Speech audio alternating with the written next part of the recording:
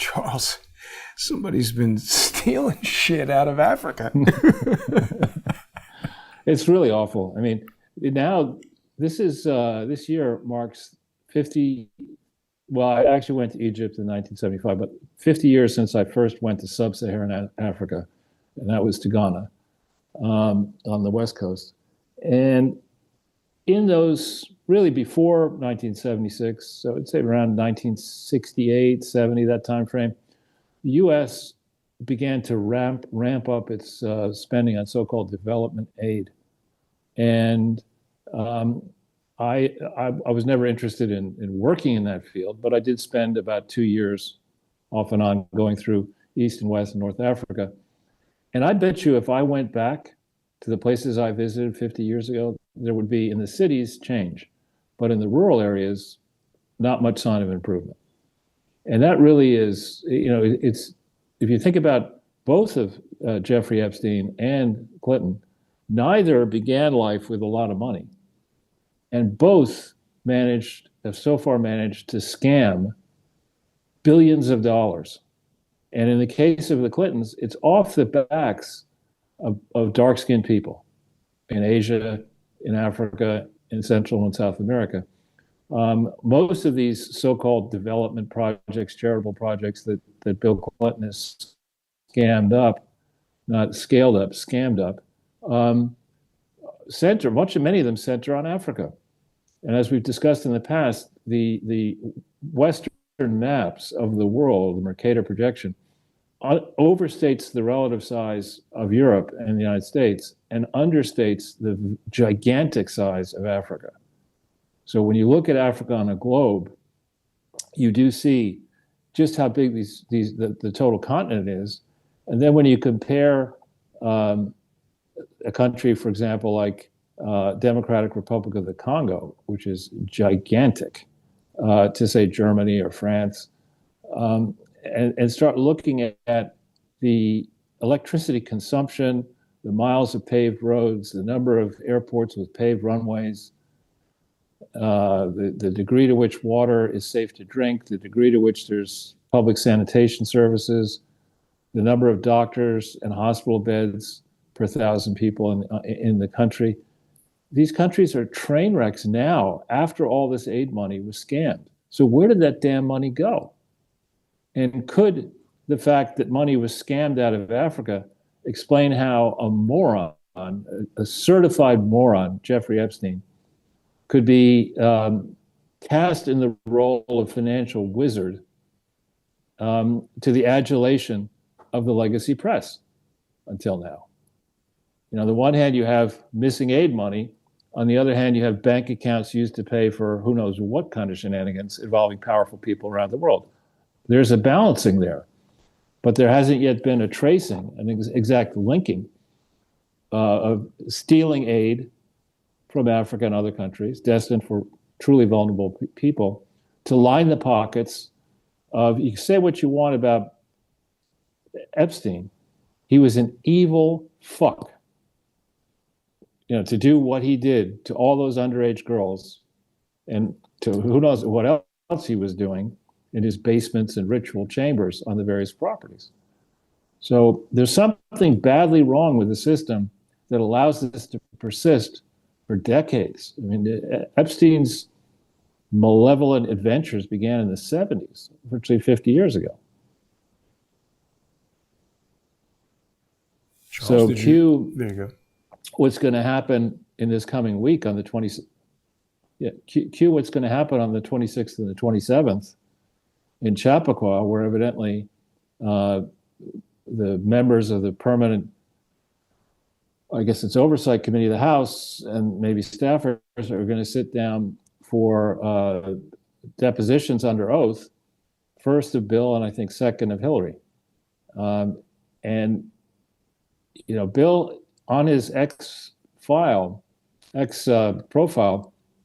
he claims that he founded the Clinton Foundation. He still claims that. Okay, in 990s, there's no 990 for the key year of 1997. That's key because on October 23rd, 1997, when the thing was incorporated, Bill and his team were in serious shit over the Paula Jones matter. They had a looming deposition of Bill Clinton. At the same time, it turns out, Ira Magaziner was upset to be blasted by a DC judge named Royce Lamberth for the way in which he and Hillary conducted the healthcare task force, where they claimed they conducted the hearings in secret, claiming that all members of the task force were government employees, when that was a bold-faced lie. There were hundreds of private contractors who stood to benefit, either directly or indirectly, from whatever reforms Hillary was going to foist on the public back then. So you have, and Bill, then early in January 1998, lies under oath. So all these two activities occurred prior to the IRS granting conditional tax exemption to the presidential charity on the 29th of January, 1998. Scroll forward to January of 2002. According to multiple reports, but especially including Joe Conison's Man of the World, Maggie Williams, involved, I think, in the messes at the Clinton White House, supposedly of her own volition, picked up the phone to speak to Ira Magaziner early in January 2002. Now he was Eric Holder and another judge. Basically, there was an initial decision by Lamberth, which was really bad for Magaziner. It required fines, substantial fines being paid. That decision was referred to Eric Holder, who under Clinton was still in the infamous Department of, quote, Justice. And Holder, Magaziner's actions and those of the Healthcare Task Force were referred for criminal prosecution. Holder, of course, being the impartial, excuse my language, is a technical term, fuckhead, decides to not prosecute, and he finds another judge to just toss the Lamberth opinion. So scroll forward to January 2002. You've got a presidential foundation that has never explained what actually happened to the money that went to it in 1997, because it's never filed a 990 for 1997. It's filed every subsequent 990 in its then test period for whether it's a public charity, material containing epically material falsehoods about the identity and character of the donors in that early period, meaning that the crucial public support test to determine is it a public charity was knowingly calculated on a false basis, and was never, never rebuked by the IRS or punished by the IRS or DOJ. So in this test period, Bill Clinton likely uses Maggie Williams to get in touch with Magaziner, and they then embark on this excellent, malevolent project to, quote, fight AIDS, principally in Africa, but also in the Caribbean. Like most Magaziner projects, this project is flawed to the core. They begin it in the Caribbean in August of 2002, and there they pick a country, the Bahamas, that is not a lesser developed country. The only lesser developed country, or major lesser developed country in the Caribbean region, is Haiti. The others are, are small populations. Many of them are financial havens, so they have attracted assets and a tax base. They have a tourism industry, and the GDP per capita is way above lesser developed status. Also, these are small countries that don't have the infrastructure challenges present in Africa then and now. So on the strength of their experience, quote, in the Caribbean, they cobbled together a flight to Africa in 2002, in September of 2002, with Epstein and, of course, movie actors, because they're instant health and models and masseuses and stuff like that. Never bothering to amend the Articles of Incorporation or run the idea past the IRS of altering the mission of the Presidential Foundation. That would have been a much easier thing to do. I mean, they could have just said, listen, it's a natural thing. While I was president, I thought Hillary had not decided to run for Senate in New York. We got her the Kobe Bryant Senate seat.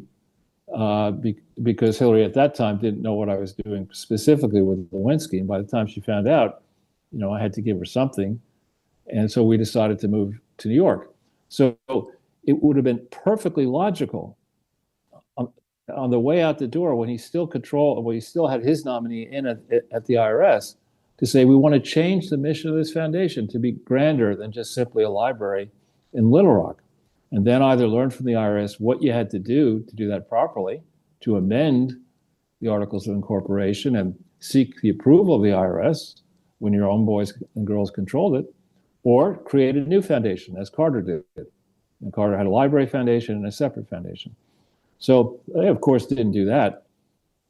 And instead, Bill allowed his daughter eventually, Chelsea, to work at McKinsey and work on a project examining how the Global Fund came together. And the Global Fund came together in January of 2002, I think January 22nd, from memory serves, 2002 or thereabouts. Now, the Global Fund was a gigantic slush fund where big nations in the world were guilt-tripped into believing that by funneling money to Switzerland, this Global Fund, part of the World Health Organization, and basically maybe outside the jurisdiction of national law, would turn and find ways to direct these sums to fight AIDS, right? This doesn't say the Global Fund to fight HIV. It says the Global Fund to fight AIDS, tuberculosis, and malaria.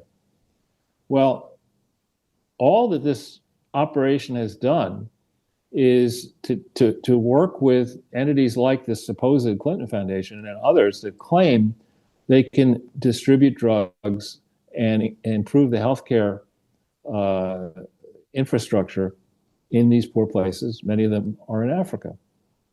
Well, what are the credentials of Bill Clinton and Ira Magaziner to fight AIDS?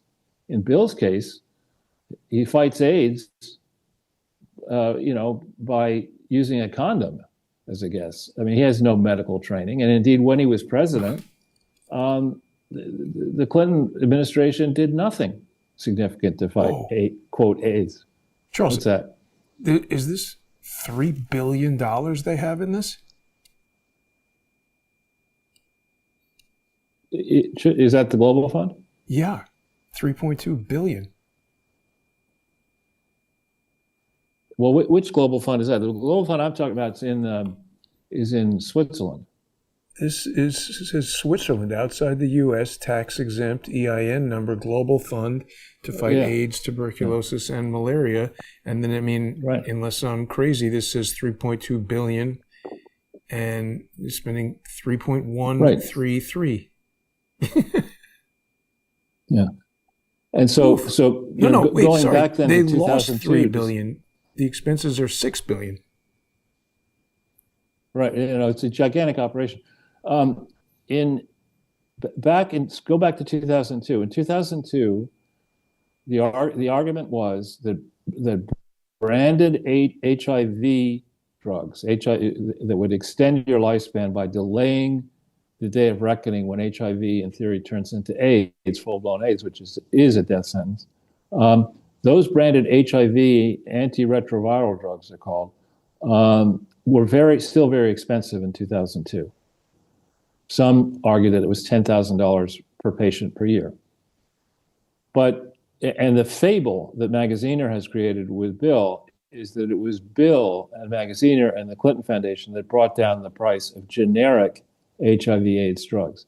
That challenge by a company called CIPLA, C-I-P-L-A, an Indian company, I believe the CEO, the charismatic, I don't know if he's still alive, CEO of CIPLA, had been arguing since about 1997, i.e. when Bill was still president, that his generic versions of these branded drugs could be sold in the market for, say, $500 per patient per year instead of $10,000 per patient per year. And so the surface-minded, low IQ Wellesley and other graduates, Georgetown graduates, looked at this math and said, well, it's simple, let's just give them generic drugs. Without comparing and contrasting the the delivery systems. I mean, it's not, you don't just give somebody a pill and fight AIDS. I mean, as is the case with other illnesses, people who get sick can have comorbidities, other issues. And going into these countries in Africa, claiming that you're spending money because you added 100 hospital beds or maybe a generator in this rural hospital, that just vastly understates the true problem, health problems across the continent. And so it was a surface level argument that people like Elton John and the entertainment community all saw, this is great, we're fighting AIDS, just like we were fighting climate change decades later, without understanding what the hell we were talking about. This scam, and it truly was a scam and is a scam, resulted very quickly in Bill and Magaziner promoting the activities of a company called Ranbaxy, Ranbaxy. Indeed, I think in the 2003 annual report, there's verbiage in the Ranbaxy annual report, if you could still find it, about the business development arrangement that Ranbaxy entered into with the William J. Clinton Presidential Foundation. Presidential foundations are not supposed to engage in for-profit development, business development, favoring the fortunes of one generic drug company over another. But Bill and Magaziner did just that. They promoted these generics for Ranbaxy and for others. They promoted certain medical test vehicles to determine whether you had HIV. And there was another diabolical problem in it, that the testing, when you test for something, like anything, really anything, you can set the parameters of the test to be very, very detailed and focus in on, do you have just HIV? Or if you widen the scale, the test will come back positive for things that may or may not be HIV. For example, when a woman is pregnant, healthfully pregnant, on these widely calibrated tests, she would show up as HIV positive. And people have extensively reported about it. There's a woman called Celia Farber who began focusing on this before 2006, but wrote a seminal work in Harper's on this, and was viciously attacked by the pharmaceutical industry for her work. So basically what Magaziner and Clinton did is they first, to the many countries that used their so-called procurement consortium, more on that in a second, they would go to a local country, let's say in Africa, and say, listen, do you have an AIDS problem?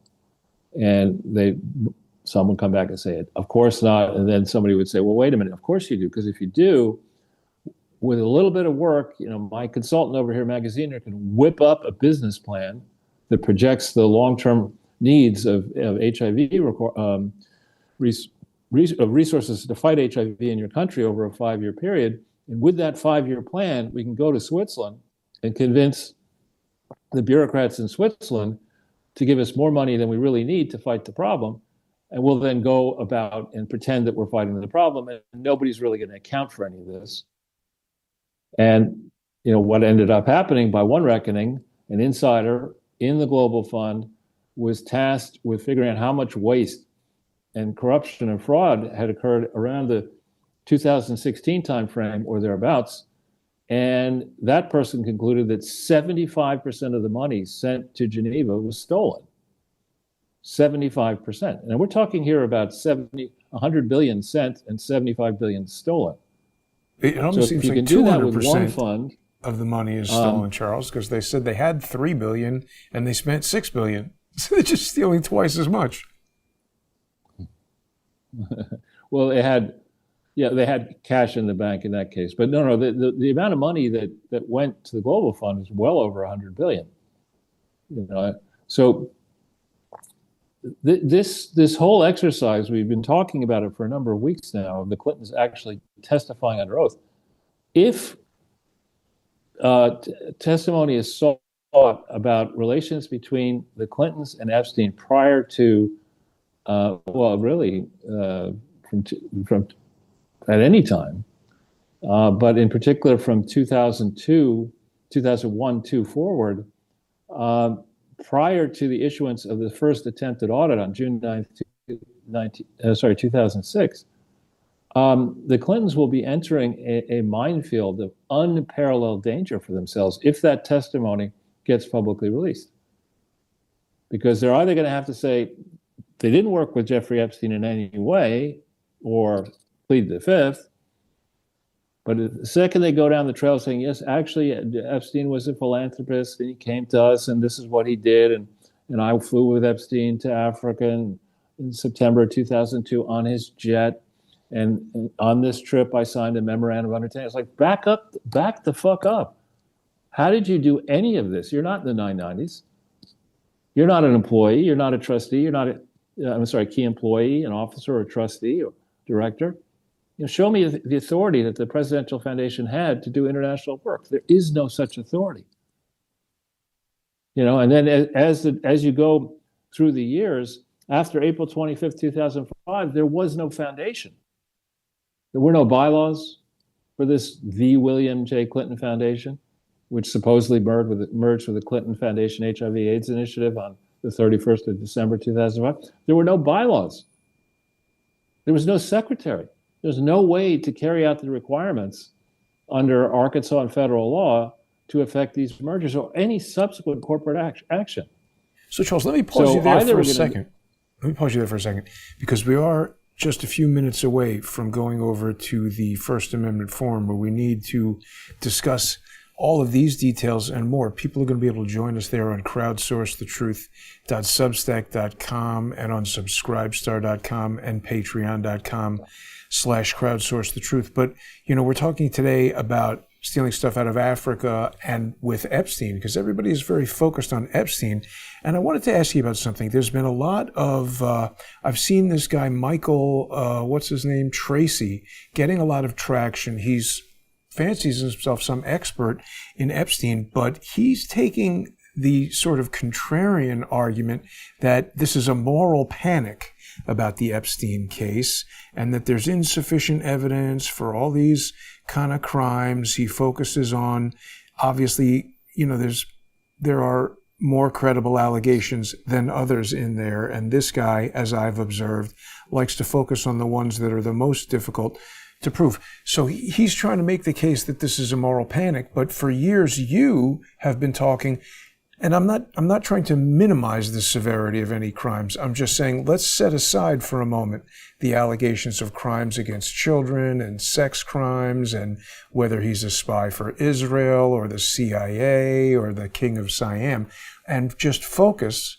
on the public admissions that there's not even a question of was this done or not. Things that you're talking about, where we have this letter from Gerald Lefcourt saying that Jeffrey Epstein was pivotal in forming the Clinton Foundation. And now there's a New York Times article talking about Ghislaine Maxwell playing a role in that. And just like they went after Al Capone, not for murder or racketeering or prostitution or illegal importation of alcohol, it was tax evasion. There are basically unequivocal facts in the public domain of crimes committed by the Clintons, the Epstein gang, that people should be going after, that we just in the last minute here, take us around to that, and we can talk about that some more in the First Amendment Forum.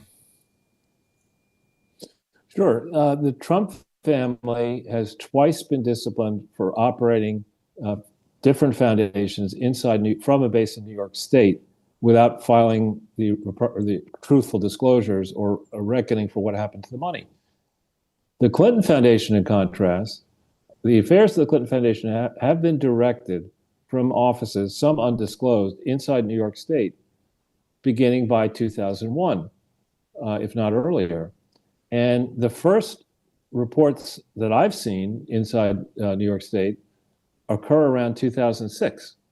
So in the very important period where Jeffrey Epstein from New York, Bill and Hillary Clinton from New York, were getting involved directly and indirectly together, quote, on international projects, there's no paperwork in New York State. Now, why is that important? New York State has high tax rates and cares a lot about, in theory, whether charities are fleecing the Treasury by failing to disclose properly all of their inflows, all of their outflows, and any related party payments that should maybe not have been made. So what can happen is that the charities like the Clinton Foundation, Epstein also operated charities, can be used to pay for personal expenses with tax-exempt funds, and or to park money that should have been declared as income in a leaky tax-exempt operation. So there's no reporting on the Clinton Foundation that's required. There are no audits in this period. New York State is careful. Arkansas actually required an audit beginning in April of 1999, but didn't define what an audit was. New York went much further in the statutes and regulations to make plain that an audit must be a document that is fully compliant with accounting standards prevalent in the U.S. Clinton's never did an audit for New York, never did an audit for California in this time frame. Took a lot of money from New York and California foundations. Those foundations disclosed the grants as being grants to a public charity, which it certainly was not in this time frame. One of the prime directors, Terry McAuliffe, was served in this period as I think head of the DN's Democratic National Committee, in a job of raising money and bragging about all the money he raised to fund Democratic campaigns and initiatives. So he's doing this simultaneously while he's the only director we're just about out on the board. Time here, Charles. I don't know if you missed the part where I said in the last minute, bring us up to speed on this, but we've got to go over to the First Amendment Forum. Can you hear me? No problem. Can you hear me? Anyway, we'll be back in a minute, everybody. Stay with us. Yeah, you're breaking up a little bit, Jason. So yeah, that's why I didn't. I can tell that you had a bit of a weak connection there. Charles is on his international tour de force, but we'll be back in a minute. Stay with us, everybody. We've got a lot more to talk about with the Clintons, Epstein, and all of this stuff. We'll be right back.